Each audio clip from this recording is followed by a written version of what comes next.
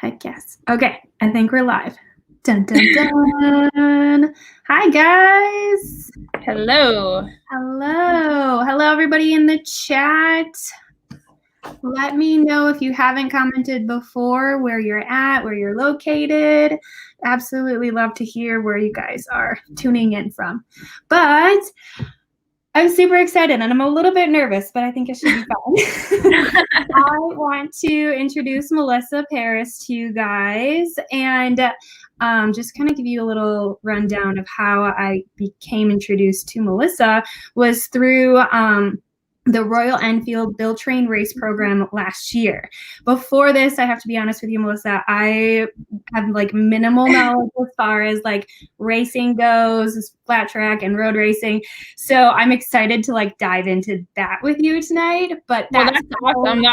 That was the whole point of Build Train Race, was to like introduce it to like a new audience. Well, they hit me up perfectly for that. So I was like suckered in and watching that from the get-go, seeing all of the videos that you guys have put out. If you guys are not familiar with the Build Train Race program, it was the first year you guys have did it last year, correct?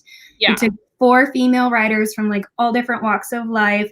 They were provided a bike from Royal Enfield and they were able to wrench on it themselves, learn how to flat track race and then train and then actually race on that bike. So yeah, it's fantastic. And I like every single step of the way, all the way up until, was it October? Yeah, because we got like postponed because of COVID, so like it kept getting put off and we were like, when are we gonna race? And then finally we did, and it was great. It was cool. It was really fun.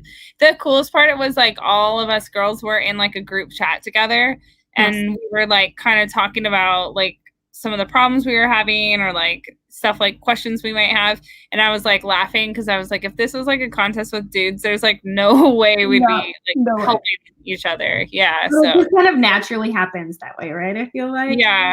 Yeah. I like, it's like the idea of like no girl goes to the bathroom alone, you know? Yeah. Same deal. No girl builds a race bike by herself. You got it. Well, for those of you guys who are tuning in today, Melissa, how about you kind of just give a little rundown, share a little bit about yourself. There are those that may not know too much about you. I know you might have like a long laundry list of like your job descriptions and what you've all got going on, but just kind of give us a rundown of you. Well, you know, I was like in college when I was 18, living in the dorms, and there was this really hot guy that lived in the dorms with me who had a sport bike. Yeah. And I'm not sure what I was more into, him or the bike, but we dated. And like that's kind of how I got introduced to the sport. So I started, you know, first I was riding around on the back with him, and then we were riding in the canyons and I saw this chick absolutely ripping, like hauling ass. And I was like, oh, I want to do that. Like I shouldn't be on the back anymore. So I learned how to ride and, you know, got in with a group of friends that were doing track days. And then suddenly I was club racing. And then all of a sudden I was like racing at the professional level. And it's just crazy, like how something, you know, like I thought, like when I remember when I was little seeing people ride and being like, that looks cool, but I didn't know anyone who did it. No one in my family rode. And it just looked something like totally unattainable to me. Like, I just don't even know how to get into that. And then I did. And then like my whole life changed, and like, it just like my whole life path, I guess, like changed. And here I am now, like, you know, I'm like a mechanic. Like, that's crazy. Like if you would have told me when I was 16, like you're going to be working on like race motorcycles, spinning wrenches, I'd have been like, what? No. Yeah, exactly. You started out like 20 some years old into the racing side of it, right? Yeah. Like I was like 20 when I learned how to ride a motorcycle. Wow. And then like 21, I basically started racing. So how did that like happen? How did that come about? Is it just kind of natural progression from your sake, or? I mean, I think it's like a healthy mix of me being a dreamer and then also having like dumb luck to have like amazing people around me. Like I was living in San Diego and we have like awesome canyon riding there. Everyone goes to Palomar Mountain. It's like all it's like 14 miles of like second gear decreasing radius turns. So it's like a racetrack, and like literally like in leathers, like dragging me on like a public street. Like that was what I was doing like a couple days a week. And then like, you know, people I was riding with, like a couple of them were like, hey, like we should go do a track day. Like, let's go ride at a racetrack. And I was like, yeah, let's do that. And then, you know, like the first time I was totally hooked. And then the problem was I had no money because I was a college student, and Yep. it was like, it's an expensive thing to do. So I got in actually with the California Superbike School. They allowed me to help their mechanic fix crash bikes during their schools. And then in exchange, when the students were in the classroom, I could go out on the racetrack and ride. How cool. That's worth it. That's It worth was it. like such a good gig. And then like some of the other people that were like working there, they're like, well, we're going to try racing. And I remember being like, you're not faster than me. Like, if you can race, a competitive attitude. I can race. And, yeah. And so like, and I mean, it was so wild because like I said, like I was so broke. Like I had no money and I couldn't afford to take the new racer school. And like my friend just signed me up for it. You know, like a guy I knew was just like, you need to be racing. You know what I mean? So like all along the way, like someone else was like, here, I got you some rear sets, or like, let me help you with this. I got you some body work. And that's fantastic. I mean, it was like a whole community thing. Yeah, and then it's like every step kind of built you up in that way. Yeah. And it was like crazy. And I mean, I remember when I first started racing, there's another girl, Nikki, who was new to it also. And I'll never forget, we were like sitting in the bleachers at Willow Springs and we're talking, you know, we're amateurs, yellow number plates. And she said to me, I wish I could race professionally. And I remember being like, me too, but I was too afraid to say it. Like, I thought people would like laugh at me because I'm like, I'm not fast. And it was just so cool to like have someone like confide, like speak it out loud. Because then it makes it real, right? Yeah. And then it was like, and you finally, if you don't like say it, then there's no chance. And it was just like step by step, like little things happened. And then, you know, I was like club racing. I met my husband, who's a professional racer, and it was pretty cool because he was like, these are the steps I think you need to take if you want to do this right. That's awesome. Yeah. So it was really awesome. Like just being able to like listen and hear some of the mistakes he'd made, and, you know, like, and then all of a sudden, like, there I was like gritting up at Daytona, like, you know, holy shit. Pinch me moment, like this is actually happening for you. Yeah. I feel like I have such like, I don't know if is it called like imposter syndrome? Like every step of the way, I'm like, someone's going to realize I'm just like a street squid and I'm like not supposed to be here. I'm just going to enjoy it. That's fantastic. So kind of going more around the side of the racing. So if there's somebody looking, whether they're in the chat right now or they're watching this on the live stream or the recording afterwards, can you share a little bit like what helps them propel them to get into racing now? Because I know it might be a little bit different from like when you started. It like feels like is it a decade ago almost? Like, I don't want to put it in that perspective because it doesn't feel like it that long. But like, has things changed from that side of it? Kind of give a little bit. I mean, like, yes and no. I kind of feel like it's almost more accessible because when I first started, it was kind of like the heyday of club racing. It was huge and there was like so many people doing it. Like, but now it's, I mean, it's growing back to that again as like our economy rebounds. But I mean, the main thing is like, just like find out where your local racetrack is, like find out what it takes to go do a track day. Like, what do you need to go do a track day, and like go do a couple of track days, and, you know, find someone who has some credentials, you know, like that's the biggest thing is like, for me now, I know if I could go back to 20-year-old Melissa, I'd be like, hey, you should like think about who you're taking advice from. Cause I think I took advice from like probably a lot of people I shouldn't have, you know, just cause I was naive and I was like, oh, this guy's telling me what to do. He must know what he's talking about. And then find out later it was like terrible advice. Yeah. So, you know, finding like reputable help. But then, yeah. And then like, I can guarantee wherever you're living, there's like a local club race organization. Absolutely. And it's just a matter of taking a new racers school and doing it. That's awesome. Yeah. So from your side of it professionally, like what does it entail from your side for racing? And like you said, mechanic wise, you own your own racing team, right? Like kind of share a little bit more on that side of it. So kind of like those first couple years, it was definitely like a privateer effort. So it was like go out, find sponsors, find a mechanic, find someone to build my bike, like drive it around, like, you know what I mean? Like do all the pieces. It wasn't like you just stepped into like a factory ride, you know? So I was actually really grateful for like my college education because I was able to figure out like how to do like the part of racing that sucks, which is like making a budget, finding sponsors, like communicating with people, like logistics, like how do you get like 2 motorcycles and a huge bunch of spares like all over the country, like, you know? So it was like a lot of learning stuff besides just racing. And then I was lucky that because that's hard, it distracts from your racing when you're like worried about all that back end stuff. I had a couple years where I got to ride for some other teams, and that was really good. And then when Josh and I were kind of talking about starting a family, it was like, where do I go from here? Like I'm not ready to stop racing really. And I'm definitely not ready to be done in this industry. And so that first year, like basically no one knew I was pregnant, but while I was pregnant, I was able to race half of a season. And I ran a young lady named Jamie Astadio in the RC 390 Cup. So it was like a class kind of for teenagers. Okay. So that was sort of my first step into like running a team, like not just for myself, but like try to like build a team for someone else. And it's kind of like grown from there. All while pregnant and doing this side of it, that side of it. Yeah, basically. I was just like laughing with someone about it today. Like no one knew I was pregnant that whole season. And then like 2 months after the season ended, I had a baby.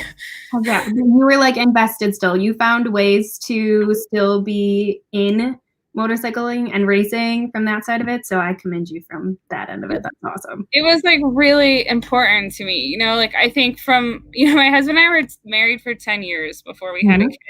And like so much of that was because I was really afraid of like losing my identity and like kind of getting like sucked into like being a person that I wasn't that I wasn't. And like also, yeah, just like I didn't want to like have resentment towards a kid because like, oh, like I used to get to do all this cool stuff. And like now I'm just a mom, which whatever, like just a mom, like that's not meant to be an insult because that's huge. But before you have a kid, you don't understand that. No. And that was like leading into my next question too. Like what has changed from you now being a mother, like from that side of it? So like you were all the way full force into like the racing side of it until having, I don't know if you want to share your son's name, right? But just like for meeting him and then finally raising him. So what has changed for your racing side or like the racing side of it from now? I mean, like when I was pregnant with him, I felt like I was taking the steps to make as little change as possible, you know, because, you know, like my husband and I said, we told Hawk the day he was born, I looked at him and I said, we're going to have a lot of fun together, little man. But I just want you to know that you're going to have to fit into our life. Like we're not bending ours around you, which sounds probably callous and cold, but that was always the plan. Like we were happy. We weren't having a child to fill a void that something was missing. Like we just wanted another riding buddy. Like we just wanted another teammate. So I guess.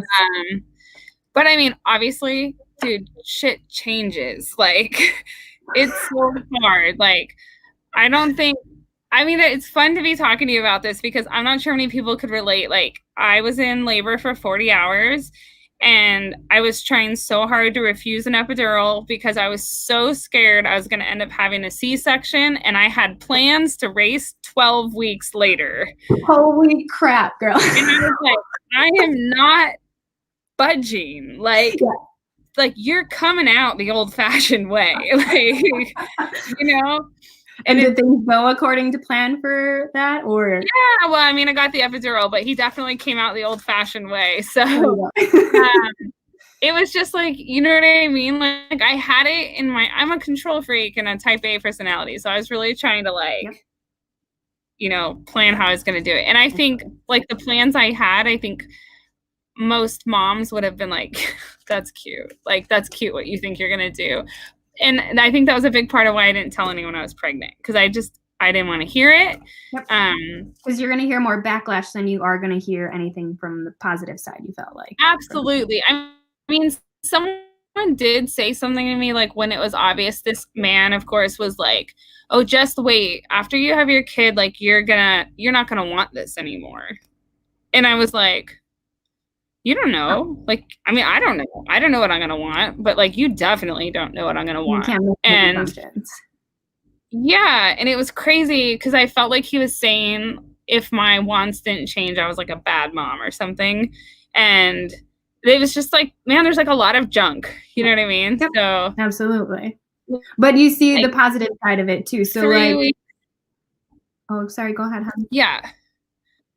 Oh, like I was saying, like 3 weeks after I had Hawk, I was like able to ride a little flat track at the house in the backyard.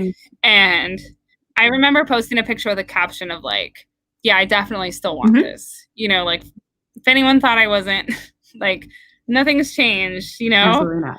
So I commend you from that side of it. I wish I could have like bounced back that fast. I had an emergency C-section my first go around.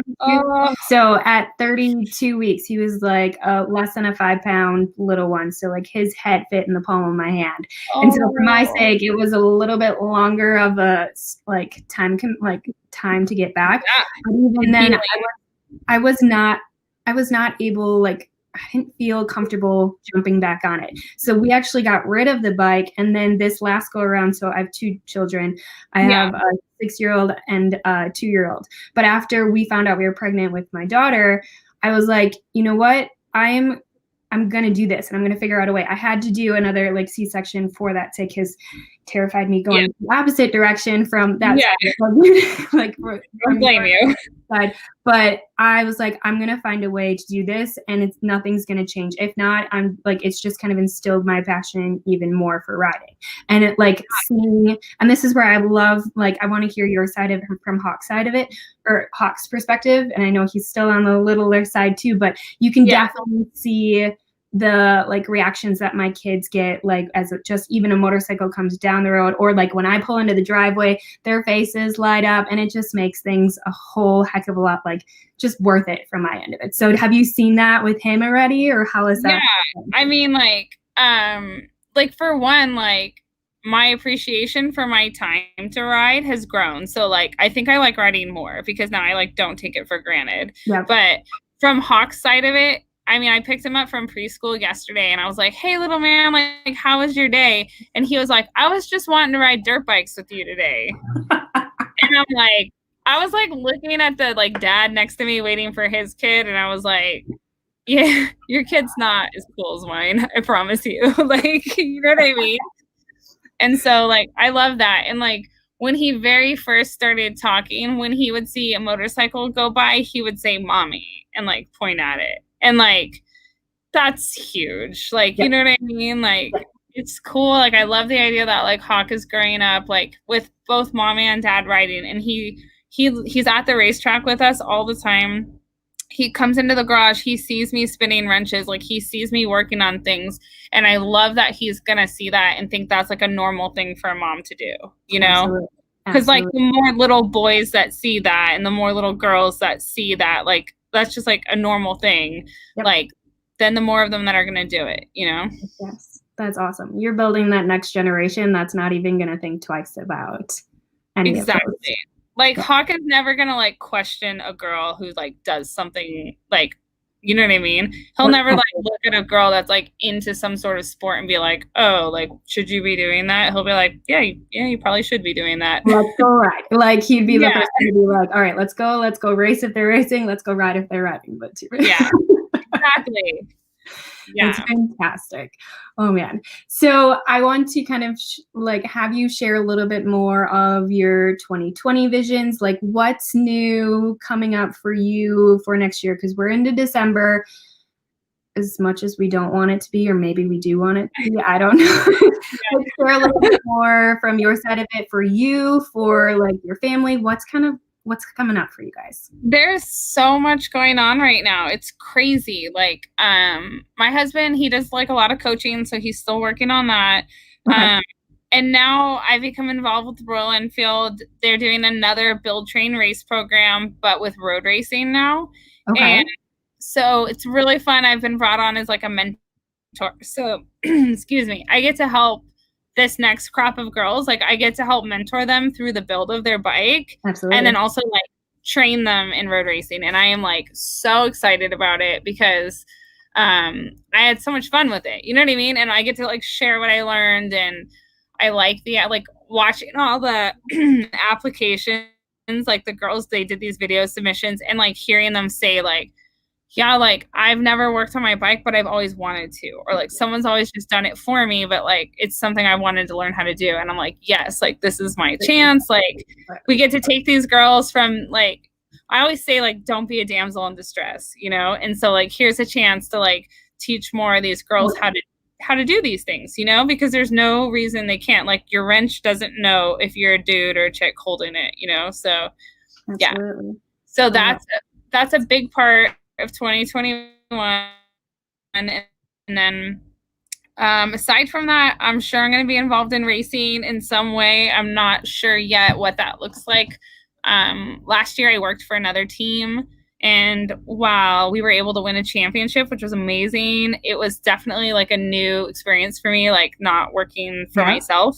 So in a perfect world, the MP13 racing team will be back racing in Moto America, but I have some pretty cool other like offers with some other really great teams. So I don't know what, but I'm for sure going to be spinning wrenches somewhere, doing something, and hopefully doing some racing on the side. So yeah, just be super duper busy. That's a good thing. It'll make it, I don't want to say go by quick because that's not what you want it to be, but it's going to be so filled with everything that you want it to be filled with compared to last year that hopefully things, you know, just go as according to exactly. Plan Lots from of that. fun stuff.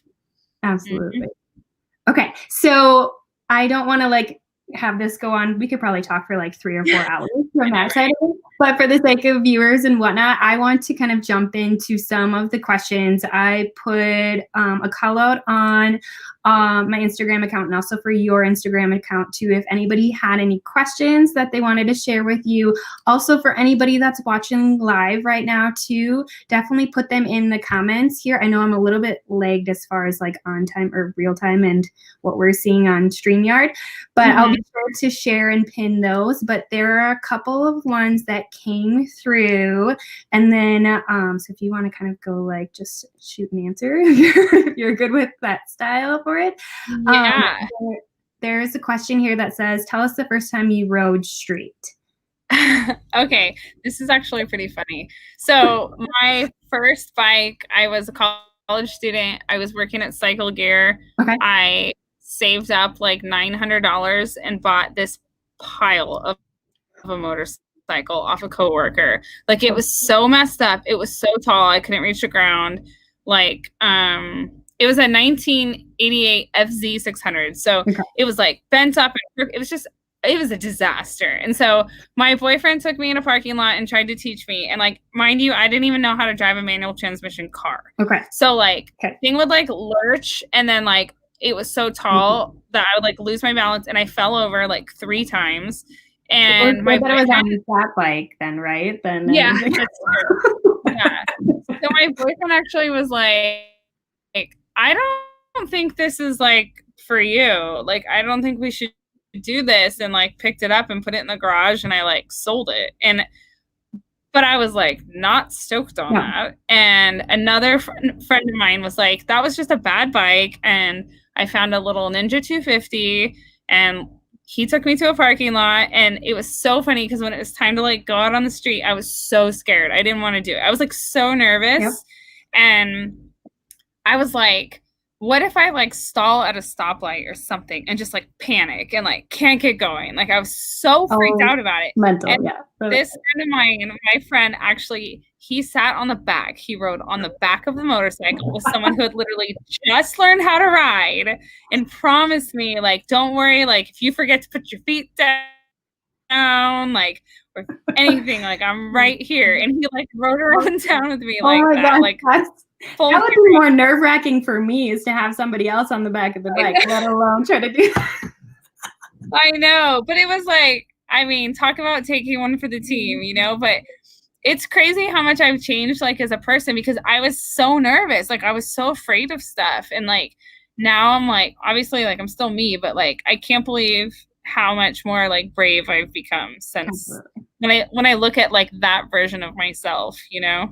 You didn't know you had it in yourself to be able to do that until like you've grown from all of these like built up experiences. Yeah. And even just like, I think the biggest thing is like all the failures I've had too. And then I'm like, oh yeah, like I didn't die though. Like, you know what I mean? Like I got my butt kicked, but I didn't die. Or like I crashed, but I didn't die. Like, yeah, I stalled at a red light. So what? Like everybody's done it. Like, and it was so good for me to like experience all that stuff. Heck yes. That's awesome. It makes you human from that side of it. So how often do you ride street now, was one of the questions. I actually not that often anymore. We always have bikes around, like because of my husband's relationship with Yamaha, we have access to like lone pool bikes. So like right now we've got an MT-03 in the garage. So once in a while I'll jump on it, like zip around town. But the problem is like I ride on the racetrack most of the time, or does that throw you off from that sake? Like if you were to get on the street, like you just kind of have to, do you have to change? Your like perception of speed changes big time. So like it's easy to like do stuff you shouldn't do on the street because you just like go into like racer mode. And also the other thing is, I think when you ride on the street, you need to have very good habits of watching what's going on around you. And I don't have those anymore. You know what I mean? So like when I was riding on the street all the time, like I had such a sixth sense. Like when I was lane splitting, I could tell when a car was about to dart across, or, you know, like you could just tell when like some a-hole is going to make a left turn in front of you. Like, and those sensations and the sixth sense, I think, has dulled a little bit on me. So I definitely like when I do decide to go ride on the street, I kind of have to like give myself like the talk, you know, like chill out, pay attention, like have your head on a swivel. Like I'm just used to being on a racetrack where everybody's going in the same direction, you know? There's nothing else happening as far as obstacles that are going to be thrown at you. Hopefully not, but yeah, I mean, sometimes, but for the most part, no. So yeah. And I mean, and then the other thing is like, obviously like with a kid, it's hard. Cause like if he's coming with like, apparently you're supposed to put kids in car seats and stuff. So it's kind of hard to like just throw them on the back. I don't. Not yet, at least. That's why I'm like, I'm waiting for it. It'll be a couple. Yeah, you're getting closer. Yeah. He still can't put his feet on the back passenger pegs. And I'm not one to like raise them up in order to do that. Like I want him to feel comfortable enough to where like it was made to be that purpose. Once you can put your passenger, like your feet on the pegs, then all right, we'll try to do a little rip around and then see how comfortable he gets to do from that side of it. So yeah. Okay. Next question for you. This is kind of an one to make you smile. If you guys don't know, the first two questions were actually from her too. So Brianna is part of the Royal Enfield team too, and so she just had to throw this question in for your sake. I love her so much. She's fantastic. She's local here to Milwaukee, and I've had a chance to meet up with her for a handful of times. But she will actually be on the Moto Mom live stream in March timeframe too. So save the date for that. So seriously, you need to watch that because Bree's story in racing is also like amazing. Like she came in, she like rode when she was younger, but like when she came into the race paddock, she was like coming in as a promo model, and before you knew it, she was like running a race team, and like I love that. I love it. Like it's the same thing, like snuck in the back door and then took over the damn place. just running it. And that's what I'm excited for too. Because like there hasn't been enough time where we're able to like sit down and talk. And so that's where I'm like excited that I've penciled her in for like that certain amount of time that we can just sit down and talk for that. So I'm excited, but I had to throw that one in there to make you smile for that sake, because I know there's a good relationship.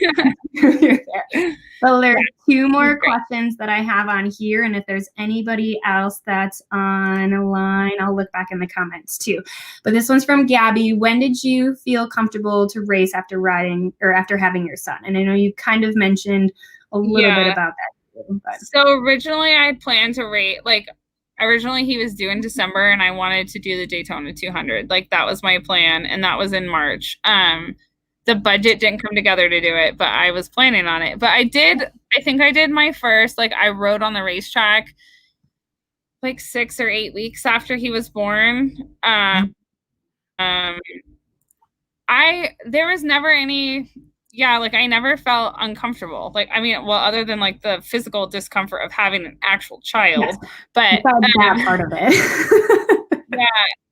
Like, here's the thing is like, I couldn't do any of this cool shit if my husband wasn't so awesome. Like, he has my back 1,000%. He knows that if I don't have racing in my like life, that like I won't be who I am, and I won't be the person he loves. And so he goes out of his way to make sure I'm supported. And so like, you know, I raced the 24 endurance race in France while pregnant with Hawk. And to be able to like have that conversation with Josh of like, okay, like we know what the potential consequences are. Like we know, and he had my back because he was like, I know that this is who you are and this is what you do. And like whatever happens, we face it together, you know? So I feel like I get like a lot of credit when people are like, oh, like you're a mom and you're a racer and you do all this cool stuff. And I'm like, yeah, I do. But like, if I had that like stereotypical husband or dad, like from the 50s sitcom, like it wouldn't be happening. Like, no, you wouldn't be where you're at right now and sharing what you're sharing. Yeah. Like Josh is like a modern man. It's rad. Like I'm at the racetrack right now, like working with an up and coming racer, and Josh is at home with Hawk, like hanging out, having a boys weekend. And there was like zero guilt trip, like zero anything. He helped me pack the truck. Like it's rad. So I think that plays into me feeling comfortable racing. You know what I mean? Because like I know that my child has 2 solid parents that can take care of him. Like, can you adopt me and my kids? Because that was I don't know. And then I'll bring my husband over whenever he's ready to come back to the I know you're like a military mom, and like I just like I don't know how you do it like on your own. Like honestly, like I commend you, because like if Josh wasn't like a 50-50 partner in this, like I'd be in a dark place. Yeah, you would. And I think from that side of it, I kind of am living for it. She was in bed, but she's hopefully asleep now that I'm talking with you. But I was like checking on her from that sake. Like you just kind of have to find the balance of it. And for me, this last year, I got to do some awesome adventures and different places that I've never actually been to on a bike before. And it wouldn't have been for the support system that I have. So like you have Josh and you have that support, but also like I do have Chris when he's here and back here in the States, but like my family and my friends, like I just had to lean on them a little bit more. And the same like with the moto community, like whoever you can find to make something happen that you want to do, you're gonna do it. You should do it nonetheless. Like it shouldn't hold you back to do that. And I think that's the last question that I have on here too, is like how much of that mom guilt eats you up inside, and like how much of it do you combat that? Like it's a struggle from my sake, but like I feel like it's worth it. Is it worth it from your end of it, or how much do you truly struggle from? I mean, I struggle with it like daily. I call my mom and I like talk to her about it quite a bit. And what's helpful is like she always tells me no matter what you were doing, she's like, if you had a job at the bank, you would feel guilty leaving your kid at daycare. So she's like, you're not going to win that battle. Like you are going to have mom guilt, and like that's just your life. So like just embrace it. But dude, it is real. Like last fall I did a 24-hour in the south of France, and I was having a great weekend. Like I was racing I was riding well, like my teammates were going well, I was having a great time. Yep. And I'm sitting in the hospitality for like dinner with like this huge team, and Josh FaceTimes me with Hawk. Wow. And girl, I lost it. Like I was ugly crying. Like I had to get up and walk away from the table, and like the team owner, like this French dude, is like, what is happening? Like he's just watching me go from being like this athlete that like has it together, and like I was like literally like lost it, and I was just like, I just miss my son. Like I miss him, and I feel bad that I'm not there with him. Like I mean, like it is what it is, you know what I mean? And like literally every day when I drop him off at school, I'm like, should I just be like a stay-at-home mom and keep him with me? Like this feels wrong, you know what I mean? Yep. But then when he is home all day and I'm trying to like do what I need to do, and I'm shouting at him because he's like, you know, so yeah, you can't win. But this is the part that like I think about, is that you're gonna look back on this from like how many, like you're gonna share these stories with him when he's a high schooler, or even afterwards when he has his own kids, and he's gonna appreciate what you have done, and like how you have kind of embraced still what your passion is and what you enjoy doing more tenfold than just kind of sucking it up and doing something that may work, but it's not what you're truly wanting to do. Yeah. So from that end of it, like I commend you to keep going and pushing forward and leading that life that he's going to look back on and be like, hell yeah, that was my mom. And that's awesome. It's really like, I just feel like it's so important, like to remember you should always secure your own mask before helping others. And so like, if I'm not happy and healthy, there's no way that I can be a good mom to Hawk, you know? Absolutely. So it's like, yeah. So I just like, it have to be selfish in some ways. I have to take care of my mental health. Like Hawk saw it earlier this year a couple times. Like I was having really bad anxiety, and for me, like exercise is what I have to do. And I'd be like, hey, like mommy's got to go like get on the bike and like go for a bicycle ride. And he's like, I don't, you know, like, why? I want you to stay here. And I'm like, mommy has to take her medicine. Like, you know, like I have to go take care of myself, or I'm not gonna be able to take care of you. Absolutely. That's awesome. Yeah. Good work, my dear. Oh, thank you. This makes me so happy. I like when I was watching all the videos from Royal Enfield, like your video popped up with Hawk in the background, and I was like, I absolutely need to talk to this woman. I need to somehow make this happen. And so when I came about this idea for the Moto Mom Live, like you were one of the top people. I was like, okay, I need to pick her brain. I need to like share more of this with everybody else. Like it doesn't necessarily have to be mom writers, female writers, just being that inspiration to anybody that's listening on here. That's like fantastic, and it just makes my night for your sake too. So thank you. Oh, that's awesome. Thank you. I don't know if I see anything else as far as questions go, but thank you guys so much for tuning in for tonight. And definitely, I put links down below in the video description of all of Melissa's like social media, so her Facebook, her Instagram. I love following you on that side of it, just seeing your progression as far as like a professional side of it, but then on also keeping it real from a mom's perspective and just a human in general. So definitely check her out from that side of it. But any other final thoughts you've got for me and anybody else that's listening on here?